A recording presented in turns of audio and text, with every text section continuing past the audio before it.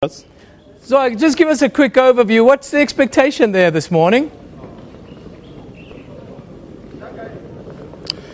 Thank you very much, Eben. As I'm sure you can see behind me here, everything is now ready. The guard of honor is now ready to receive President Jacob Zuma, who will be here in Nigeria on a state visit. You remember this is a first state of visit to be received by President Buhari since his election in May 2015.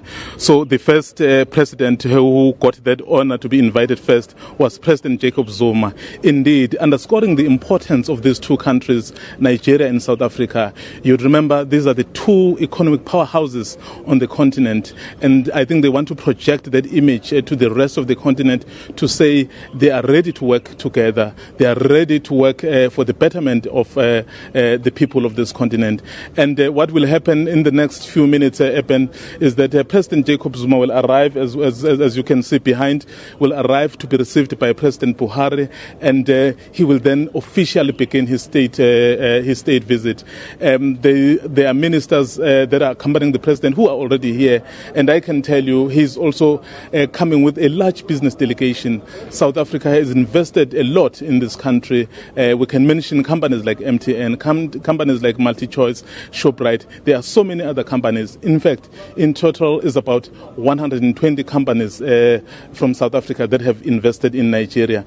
And you know that Nigeria is an oil-rich country, so we really get a lot of oil from this country. So it's a country with a massive number of people, 180 million people, so which presents huge opportunities.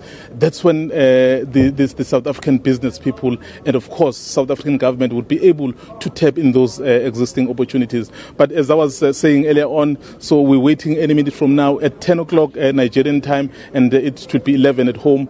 The president, we expect him to arrive here, and then if all goes according to plan, we should be able to give you that live Eben.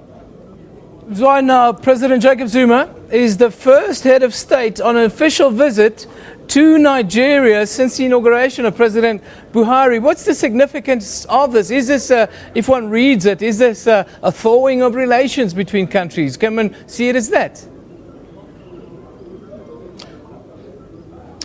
Eben, you know that in the past few months, maybe a year or two, the relations between South Africa and Nigeria have been, I would say, have been bumpy.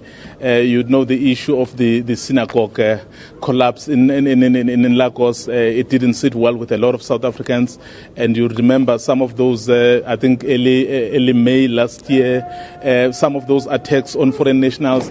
Nigerians here took that very, very badly. As we were speaking to them, they were saying this is very timely for the president because it will show that those purported, perceived tensions, real or perceived, really are done away with, because these two countries cannot afford to go separate ways. I have said earlier, they are two biggest economies on the continent, so you cannot afford to have two economic powerhouses going separate ways, because the continent will simply not pull in the same direction.